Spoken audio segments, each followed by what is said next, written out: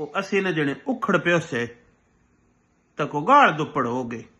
ਤੇ ਜੇ ਕੌੜ ਇਸ ਤੋਂ ਵੱਧੇ ਤਾਂ ਆਖਿਆ ਬੱਚਾਟ ਲੁੱਥਾ ਵੀ ਹੋ ਗਿਆ।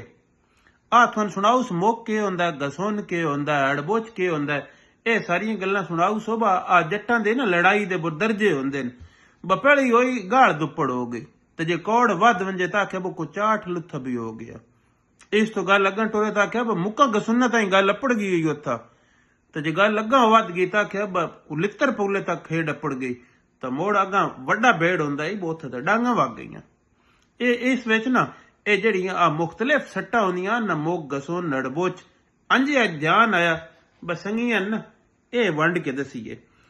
ਬਸੰਗੀ ਉਹ ਚਪੇੜ ਜਿਹੜੀ ਹੁੰਦੀ ਹੈ ਨਾ, ਉਹ ਤਾਂ ਪਹਿਲੀ ਹੁੰਦੀ ਹੈ ਇਹ ਸਿੱਧੀ ਬੰਦਾ ਮਾਰੇ ਤੇ ਇਹ ਹੁੰਦੀ ਹੈ ਚਪੇੜ। ਤੇ ਜੇ ਹੱਥ ਪਰਤਾ ਕੇ ਪਿੱਛੇ ਦੀ ਮਾਰੇ ਤੇ ਇਹ ਨਾ ਦਿਨ ਅਲੁੱਤ। ਆ ਮੌਕਾ ਇੰਜ ਉਗਰ ਕੇ ਜਿਹੜਾ ਮਰਿੰਦੇ ਹਨ ਇਹ ਮੁੱਕ ਹੁੰਦਾ ਈ। ਤੇ ਜਿਹੜਾ ਆ ਸਿੱਧਾ ਇੰਜ ਮਰਨਾ ਹੁੰਦਾ ਈ ਨਾ ਇਨ ਜੱਟ ਗਸੁੰਨ ਸ ਦਿੰਦੇ। ਤੇ ਹੜਬੋਚ ਜਿਹੜਾ ਹੁੰਦਾ ਹੈ ਨਾ ਉਹ ਆ ਮੁੱਕ ਹੇਠ ਹੁੰਦੀ ਹੈ ਮੁੰਮਾ ਨਾ ਦਿਨ ਮਾਰ ਹੜਬੋਚ ਇਨ ਖਾਖਾਂ ਤੱਕ ਕੇ ਉਹ ਹੇਠ ਦੀ ਅੱਖਾਂ ਖੋੜੀ ਤੋਂ ਮਰਿੰਦੇ ਹਨ ਹੇਠ ਦੀ ਉਤਨ ਕਰਕੇ ਮਰੇ ਨਾ।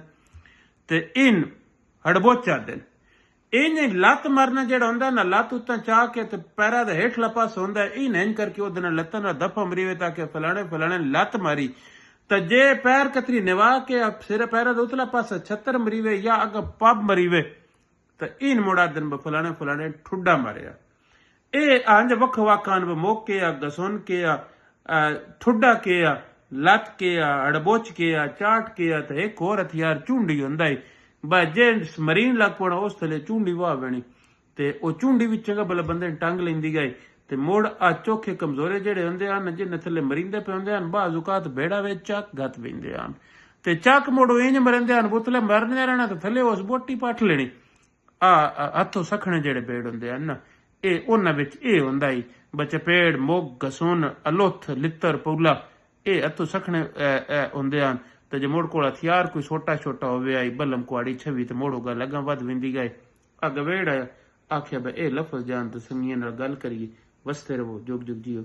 ਆਇਆਤੀਆਂ ਮਾਣੋ ਚੜ੍ਹਦੀ ਕਲਾ। ਸਭ ਦੀ ਖੈਰ ਸਭ ਦਾ ਭਲਾ ਰੱਬ ਰੱਖ।